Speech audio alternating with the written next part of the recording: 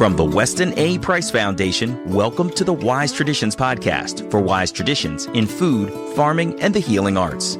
We are your source for scientific knowledge and traditional wisdom to help you achieve optimal health. And now here is our host and producer, Hilda Labrada Gore. Hey, Hilda here. Have you looked up in the sky recently, only to see cloud-like stripes or streaks that don't seem to dissipate but expand more into a haze? Are these condensation trails or jet fuel exhaust or something else altogether? This is episode 474, and our guest today is Matt Landman. Matt is the man behind the documentary Frankenskies. He's also a leader of grassroots activism, bringing awareness to issues related to geoengineering and weather modification programs, among other environmental concerns. Today, Matt expounds on all things related to what's happening in our skies. He talks about how much the government spends on weather manipulation, for example. He points out that there has also been a lot of flip-flopping on the subject. At first, the government admitted that they were cloud seeding and experimenting with such things. Later, they said it was simply a conspiracy theory. And now they admit to it but say that it's necessary to counter global warming. Learn more as Matt dives into this geoengineering agenda that he reminds us affects every single person on the planet. Before we get into the conversation, remember to follow this podcast on the platform of your choice. That way you don't miss a thing. Or better yet, download our Wise Traditions podcast app. It's available on iOS and Android devices. This is Hilda Labrada Gore, and you're listening to Wise Traditions. Welcome to Wise Traditions, Matt. Hi, thank you so much for having me on.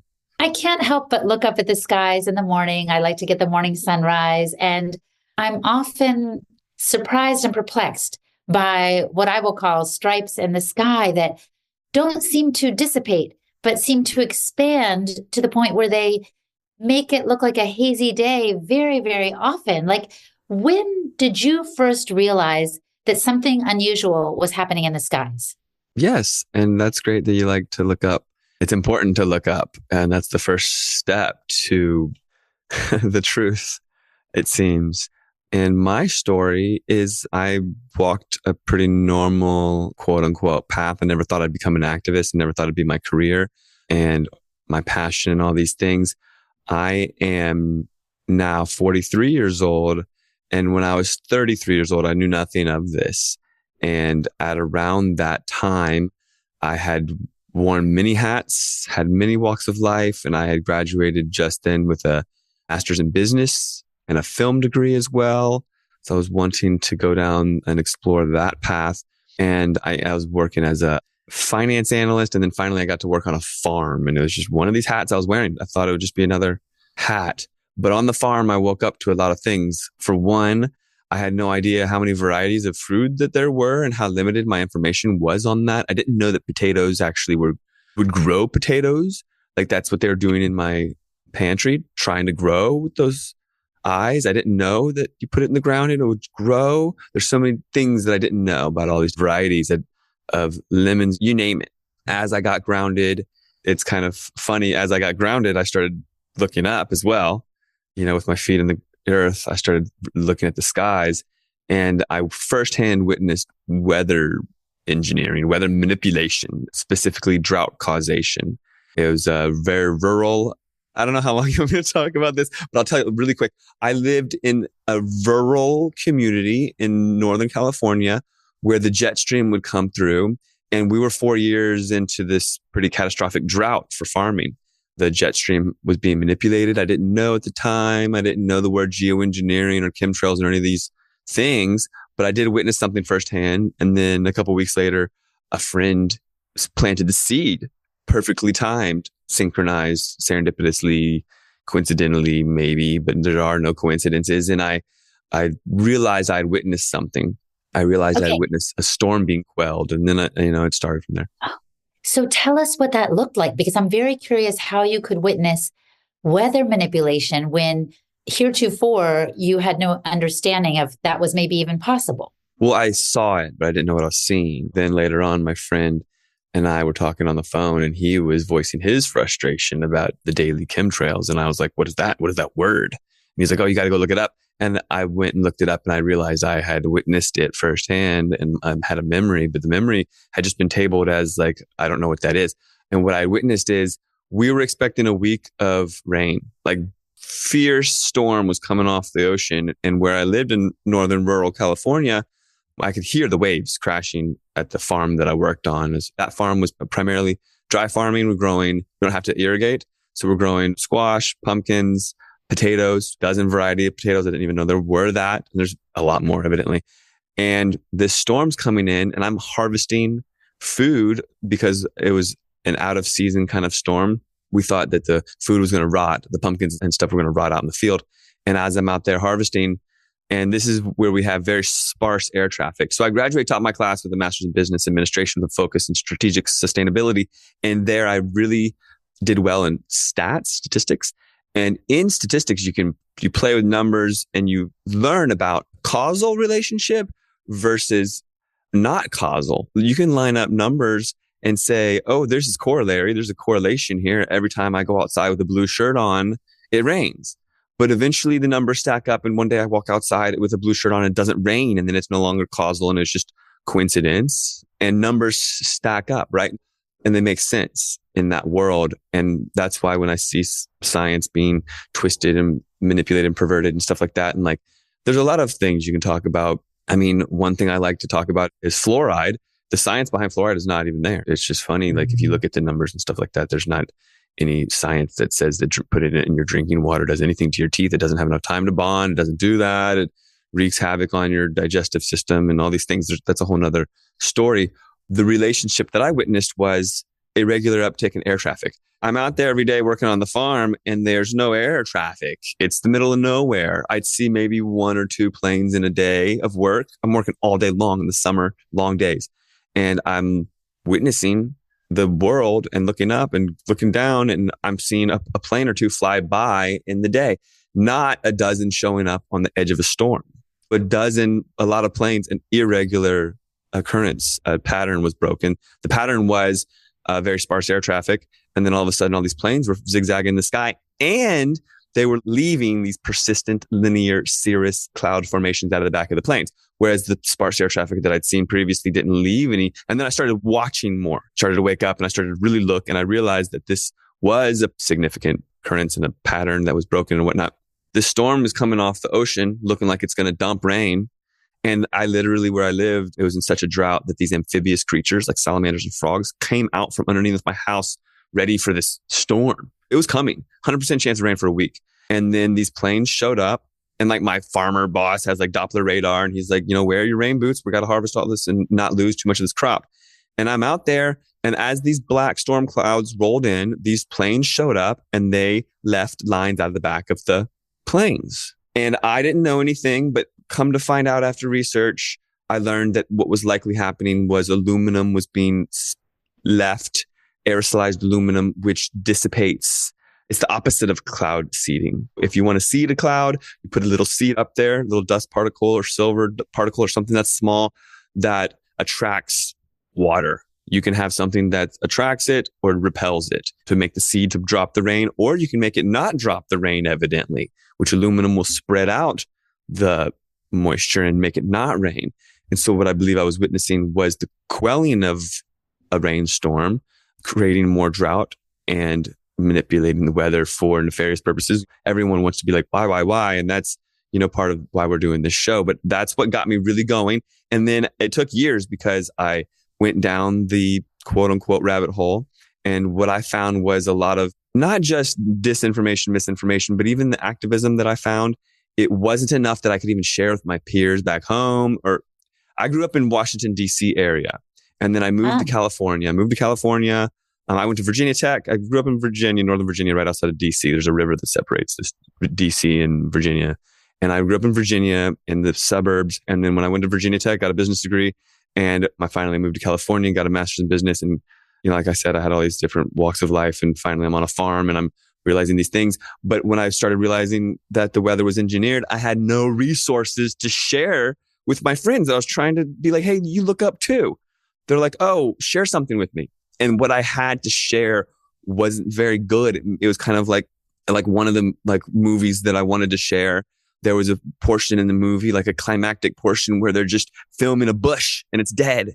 And it's like, obviously this bush is dead from the chemtrails, And I'm like, I can't share that. That's not a causal thing. That's coincidence. Right. I got a statistics degree, graduated top of my class from like one of the Cal State schools. Like, I'm like proud of it. And I'm not going to share that. It's going to make the truth look, I want to represent the truth with integrity, the integrity that it deserves. Absolutely. And this is one reason it's perfect that you're on the show right now, because we also want to dig deep.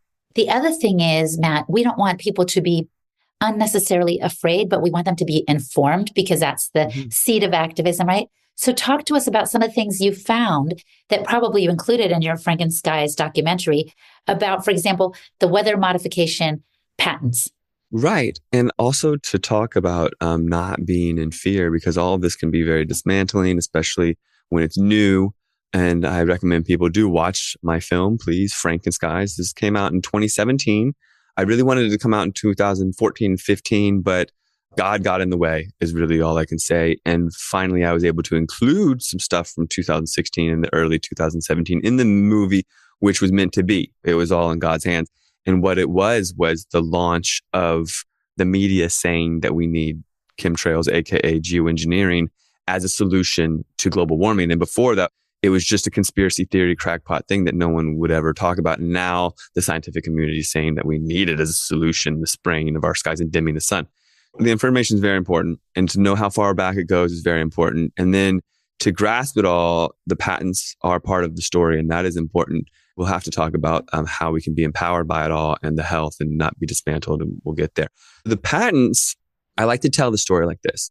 When the lines in the sky really started showing up in like the early 90s, because before then it was very sparse and research wasn't everywhere like it is now. The lines started showing up in the early 90s, and people before were like scratching their heads because they're like, I didn't see these lines, especially in Arizona in the desert and whatnot, where the skies are like this cobalt dark desert blue. And then all of a sudden these planes are leaving these lines where they weren't before.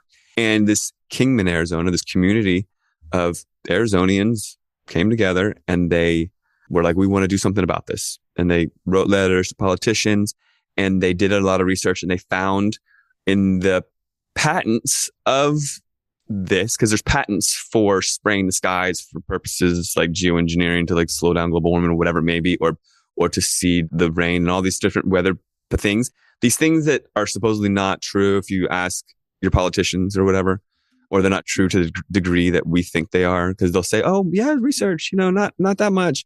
But the things that the activists, the truth-seeking people have learned to be true, there's a money trail, and there's patents for these things. There's patents for barium release rockets going back to 1970s, early 70s. And so if you do the research and look at what the patents tell the story, then you can come up with okay, these would be the chemical constituents if they were doing it. It seems like they're doing it. If they were doing it, these would be the chemical constituents. Then you test the rainwater on days where it looks like they're doing it and then it rains the next day. The activists, truthers, these people are like grandmothers and normal people. They want you to think it's tinfoil hat, crazy, homeless, crazy, insane asylum people. But these are normal soccer moms. Like, I've met them, and they're scientists and lawyers and all these sorts of nice people. And so they came together in Kingman, Arizona, about 30 of them, and they tested their blood. They tested the rainwater consistently. And they matched it up to the patents, and they're like, look, these things, and they tested even like the soil, and they're like, look, these constituents are spiking, and they're the same that are correlated in the patents for these things. And eventually it comes down to no longer like causal, like the clouds are white and fluffy and it rains the next day. You test it for aluminum, barium, strontium, cadmium, lithium, certain things, and there's nothing in them because it's clean rainwater, because of fluffy clouds. But then you see these abnormal lines in the sky and the irregular uptick in traffic of planes. And you catch a day where there's a lot of the lines, and then it rains the next day and this stuff is coming down in the rainwater, and you get it tested and it's got all these crazy spikes and things that shouldn't be there, like aluminum, barium, strontium, which are these patented things. And then if you really do your research, there's NASA program. Okay. And people don't like this answer that NASA is part of it, but they are, I'm sorry. And NASA has a budget of $80 million per day. So they have a budget of $80 million per day. And if you look up this publicly, they have a program called CARE, C-A-R-E. It's an acronym called the Charged Aerosol Release Experiment, where they make noctilucent clouds publicly. They say, yeah, we have a fleet of drones and planes and whatnot, and we spray aluminum barium strontium and make noctilucent clouds, this cloud name that they created. So they say it's aluminum barium strontium. It's in the patents, it's in the rainwater, and you kind of just have to follow it, put the pieces together on your own.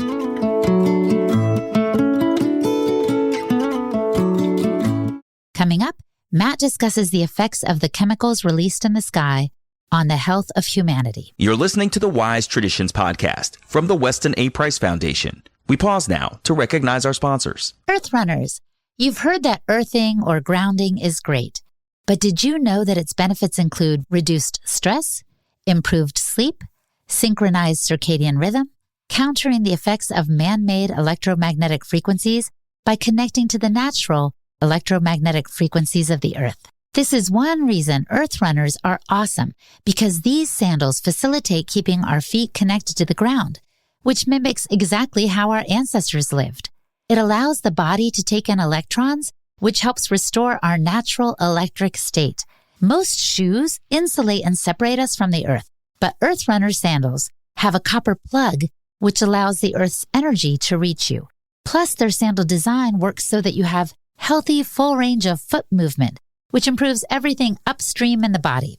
Earth Runners aspires to restore our relationship with nature and to help us rediscover our ancestral roots via minimalist earthing sandals. Rewild and reconnect with Earth Runners. You can find them at earthrunners.com and use the code WISE for 10% off at checkout. Again, that's earthrunners.com and the code word WISE. And School of Lunch. Learn to cook the Wise Traditions way from someone who's been feeding hundreds of kids for years.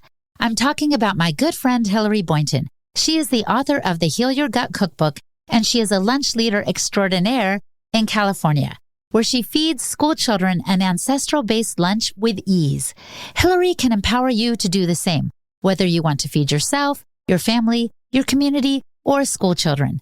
She holds a School of Lunch training academy that's coming up this summer, July 28th through August 2nd, and it's held in the beautiful mountains of Topanga, California. The first session for 2024 is already sold out, and there are only a few spots available for this encore session in late July. So go to schooloflunch.com to sign up now. And just for a little background, you need to know that Hillary is a mother of 5 whose life was changed by the Weston A. Price Foundation. When her children first had health issues, she dove into Nourishing Traditions by Sally Fallon Morell, and she has never looked back. Now, for the 6th time, Hillary and her team at School of Lunch are holding their successful 1-week intensive, so you can be equipped to prepare and serve up ancestral-based meals wherever you are. She will show you how. It's a win on every front. So go to schooloflunch.com and click on Training Academy. Be empowered and inspired to nourish your family and your community in new but traditional ways. That's schooloflunch.com and click on the Training Academy. This is Hilda Labrada Gore, and you're listening to Wise Traditions. There. So Matt, do these people, you said something about it being nefarious reasons for which they want to do it, but do some people genuinely think, okay, yes, NASA has this program, so does the Oceanic and Atmospheric Administration, these different groups have these programs, but they genuinely think it's going to be good to bring about rain in certain areas or prevent rain or natural disasters? Do they not realize that perhaps these chemicals could have an unintended consequence for the health of humanity? Yeah, don't get me wrong with nefarious aspects. A lot of people think that they're doing good, and it's hard to wrap your head around that people at the top are maybe doing something not good. How it plays out are a lot of the people at the bottom level that are manning the drones or organizing it and whatnot, they're on a need-to-know basis. They're compartmentalized. They don't know everything. And what they do know or are being told is they're doing good, okay?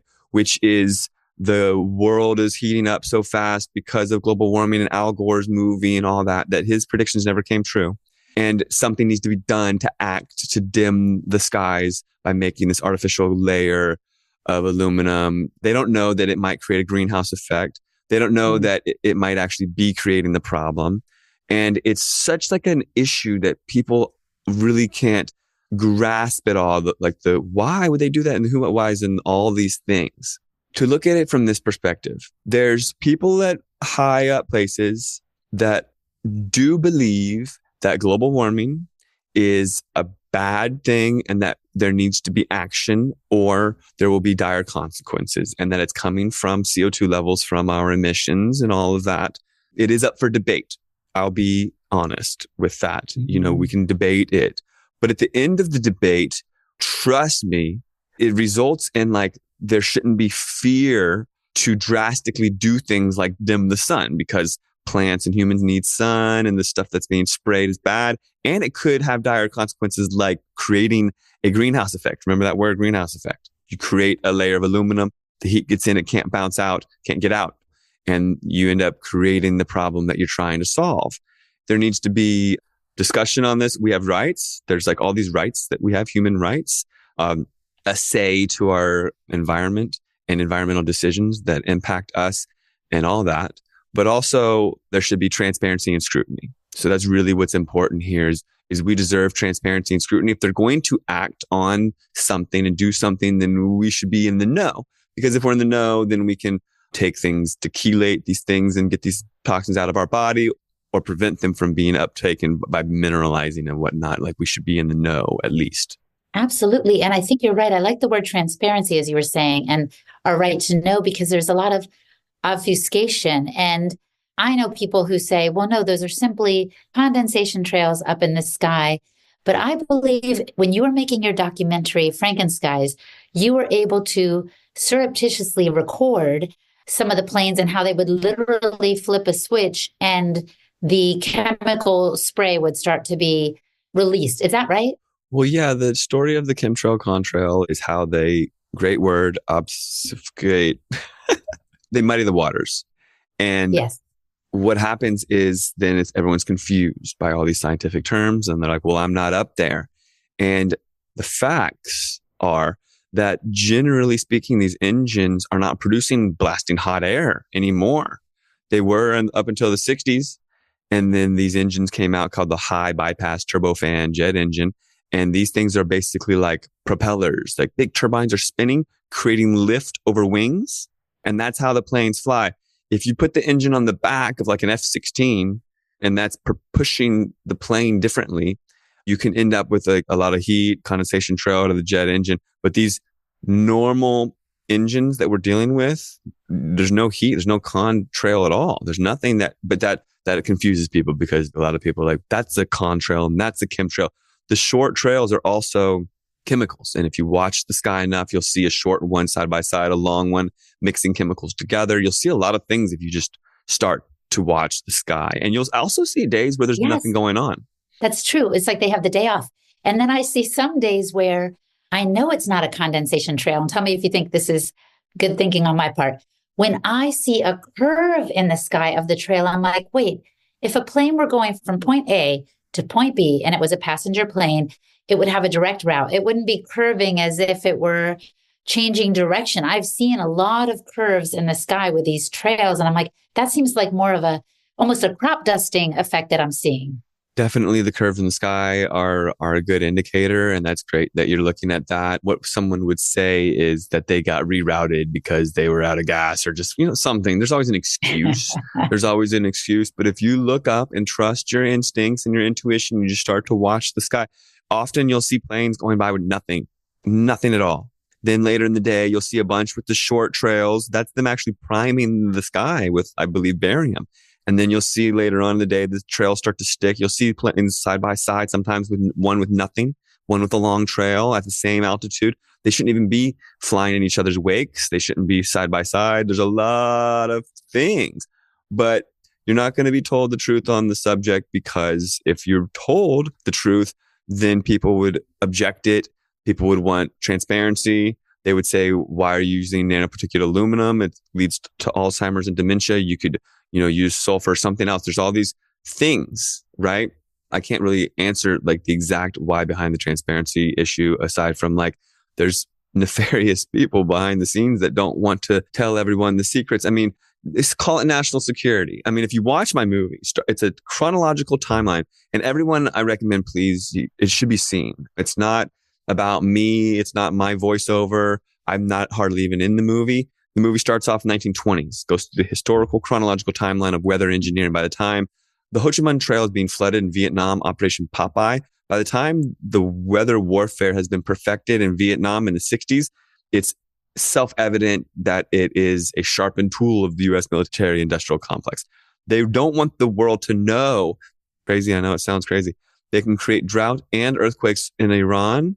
They can do these things to their enemies, but they don't want everyone to know. They don't want it common knowledge. Okay. But there's things on U.S. soil that need to be discussed. For instance, back in the 60s and 70s, it was common knowledge that cloud seeding existed. Farmers could even seed the clouds as it came by with not just silver, but what the crops needed. Your crops need phosphorus or potassium. You could seed the clouds with that. That's how common knowledge. You'd have rain coming down with minerals in it. That's how common knowledge it was. And now it's been swept under the rug. So people are just praying for rain. Forest fires come and people are praying for rain. There's no conversation about we can make rain. We can steer the jet stream and all these stories that need to be discussions that need to be had, especially in instances of drought and fires. Yes, that's such a good point.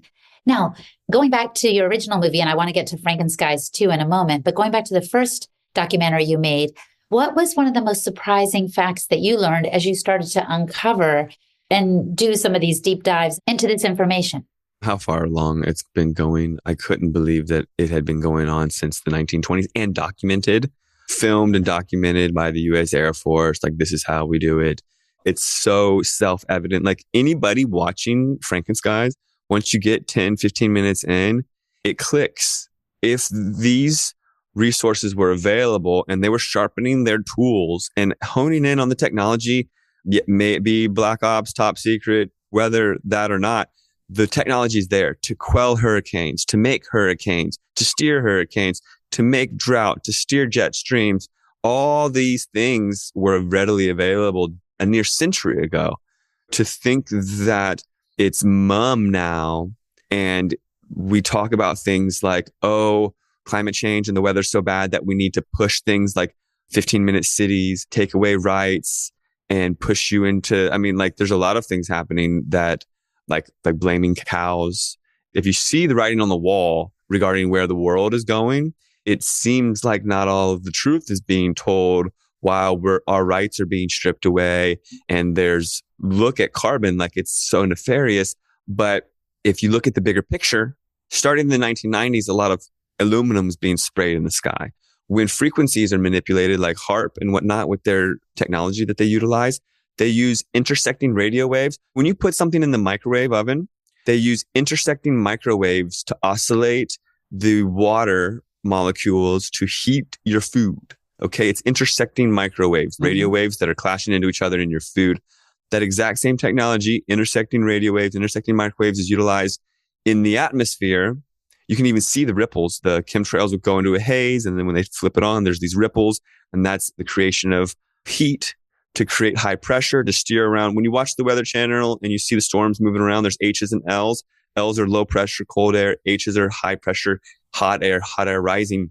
If you can create those H's, create the high pressure, you can steer jet streams, move things around, steer the whole weather systems if you can create high pressure systems where you want. And when they do that, they spray the aluminum, they heat it up with intersecting radio waves in the atmosphere, microwave the atmosphere to near the temperature of the sun. They're heating up the sky to near the temperature of the sun to steer around weather patterns. All right. And they're creating a blanket of metal, creating a greenhouse effect. If they've been doing this since the 90s and they're saying this word global warming without being transparent about that, and they're going, oh, heat wave here, oh, this, that, there. But they're not saying that maybe a geoengineering chemtrail project was going on at the same exact time, making it 120 degrees. And then they're saying, oh, we need to do something about that. The solution is geoengineering, dimming your skies with aluminum. The truth of the story is not being told. It seems like that they're using lies to prop up more lies to get us convinced that need a solution that's their solution.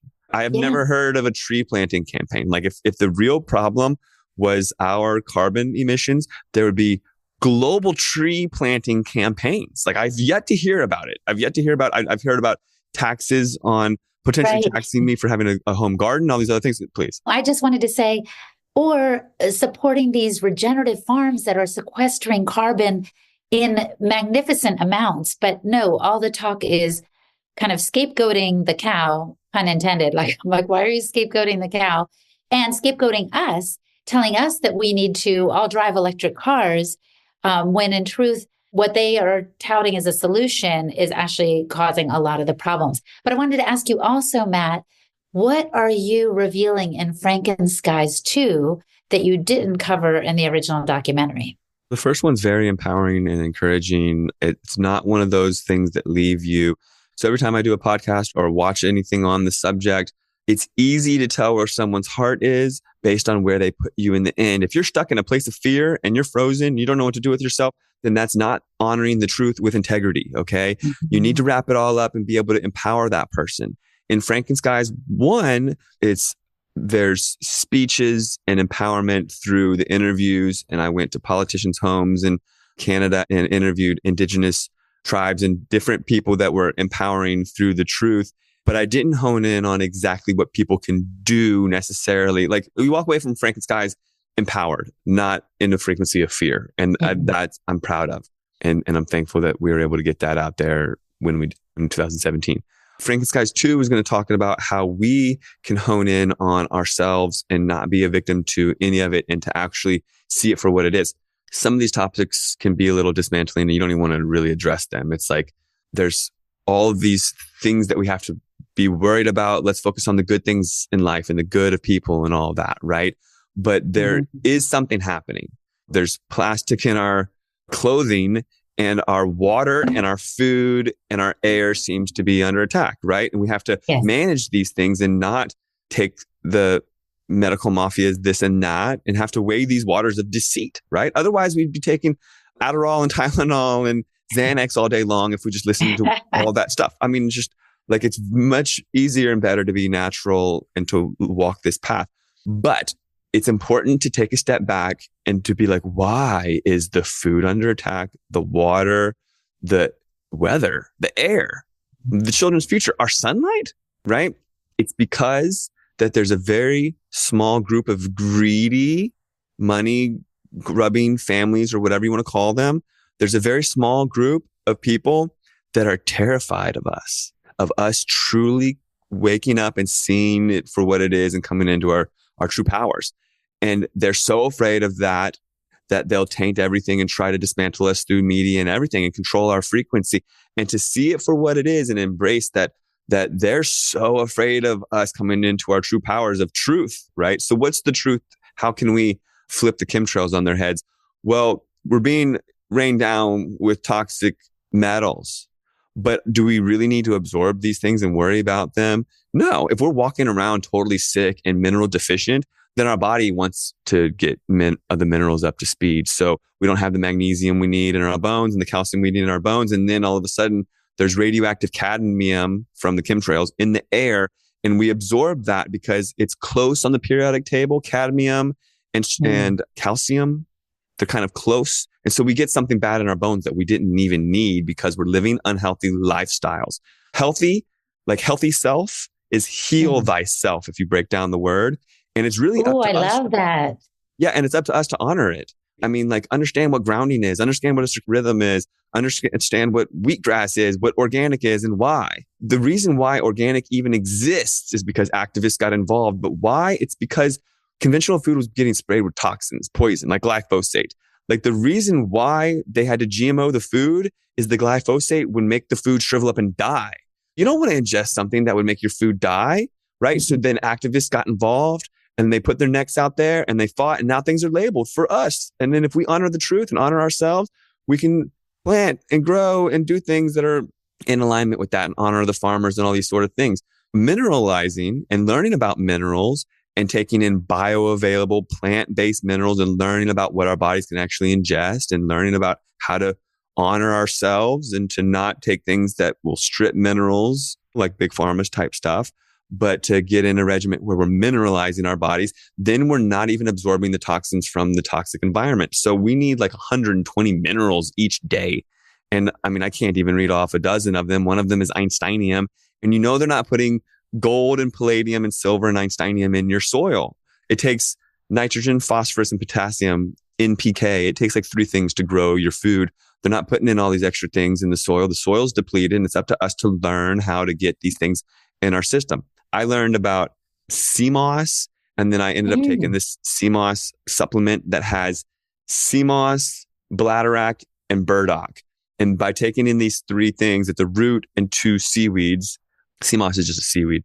And it gets me these 120 bioavailable plant-based minerals that I need. Okay. I get up to speed on my minerals, then my body's not absorbing toxins from the environment, trying to get the minerals that I need. So if I honor myself, honor my body, honor what I intake, and I'm not taking in bad media. And also, like, you learn about EMF, and I have a whole EMF protection clothing line, a whole that thing that I did there, but you learn about mitigating your exposure to toxins. And it's like a lot of these truths, they want to muddy the truths and make it seem like you don't need to pay attention to these things and trust the scientists and trust the specialists and trust Google and listen to the white suited doctors and don't, trust your intuition or go down these quote rabbit holes. And they call these other things conspiracy theorists and all these things, but there's toxins in our world. We need to learn to mitigate this toxic world, wade these waters of deceit. There's a lot of amazing, beautiful things in this world. And we live in duality, it seems. So there's just as much beauty in the world. We just have to focus on it. But a lot of things, they're in our power, and it's up to us to be empowered and to embrace these things and to not shrivel up in fear and to not honor yourself. So many people are say, oh, I'm going to die anyways. I'll just eat the pepperoni pizza and drink the beer. And who cares about fluoride and all this stuff? It's like, look, if there's fluoride in your water, you can do something about it. You can get a charcoal filter, and then it's not in your shower, and then it's not in the chlorine. You're not taking it in your lungs. There's things that you can do to honor the truth with integrity. And those synthetic vitamins, really quick, throw your synthetic vitamins in the trash. They're not plant-based. They're not doing anything for you. They're probably bogging down your system. There's things. So I have a website, actualactivists.com, and on there I have a daily truth. Every day it's something. Juicing wheatgrass does this, or ditch your peanut butter because it's rancid, or oils, cooking with the right oils. And people say, oh, that didn't make me sick. I feel fine. It's because your body's used to it. Okay. Thank you. No, that's great, Matt. We are on the same page for so many of these things that you mentioned. Like our people that want to show up as their healthiest, most sun-kissed, most grounded, most nourished people so that they can be strong and they are empowered. And that's one reason I like, actually, one of the phrases I think I've seen on your Instagram account is real eyes, realize, realize. So when we are strong, we have the eyes to see what's going on around us. And we also have the strength and the resilience to withstand it and actually do something about it. Activism is one of the branches of the Weston A. Price Foundation. So I'm excited to say we will steer people to your movie. I will definitely say, put in the show notes some of the links to your resources. Absolutely. And now I want to pose to you the question I love to pose at the end of the show. If the listener could just do one thing to improve their health or to shore up their health, what would you recommend that they do?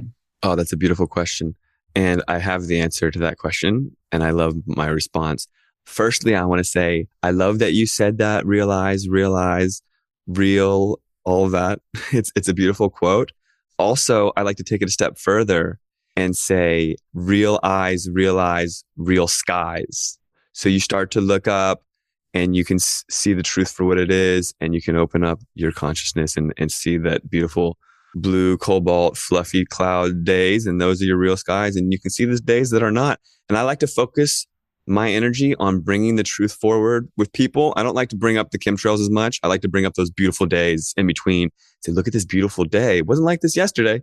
Look at how beautiful this is. Let's go out and enjoy it. The answer to your question is, and this is the biggest thing that I ever did with my life, and I know a lot of people do this, but you can do it even more, is knowing your inputs. I mean, reading your ingredients is the first step, but also honoring your inputs in so many ways. I mean, the programming is deep through the things that you ingest, through the media, the people that you surround yourself with, and the foods that you ingest.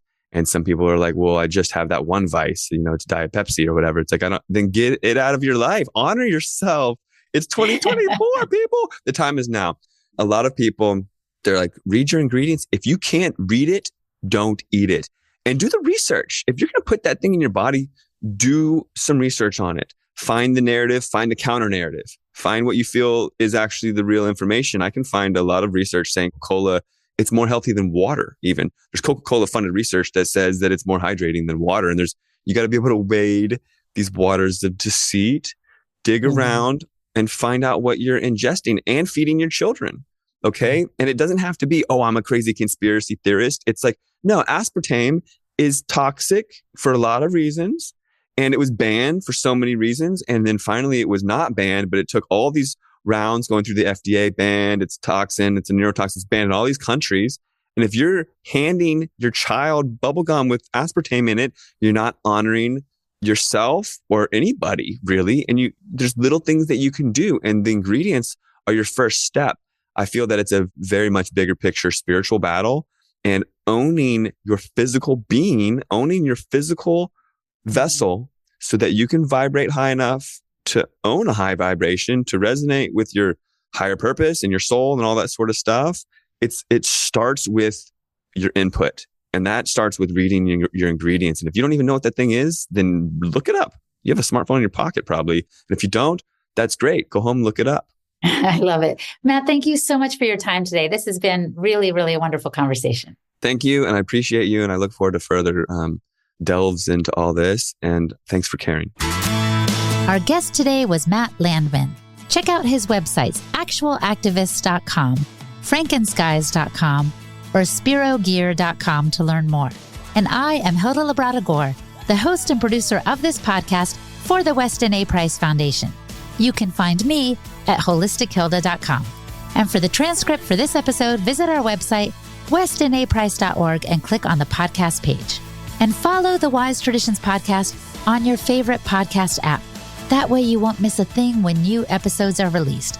And share your favorite interviews with friends. This helps us get the word out in a more personal way. And thank you so much for listening, my friend. Stay well, and remember to keep your feet on the ground and your face to the sun. On behalf of the Weston A. Price Foundation, thanks for listening. We have many free resources to support you on your health journey. Visit westonaprice.org to find podcasts, articles, videos, and more. You can also find a local chapter near you for help in finding sources of great food. We invite you to support the Foundation's mission of education, research, and activism by becoming a member. Thanks again, and take care. Wise Traditions is a project of the Weston A. Price Foundation for wise traditions in food, farming, and the healing arts. The content on this podcast is provided for informational purposes only and is not intended to substitute for the advice provided by your doctor or other healthcare professional. It is not intended to be, nor does it constitute healthcare or medical advice.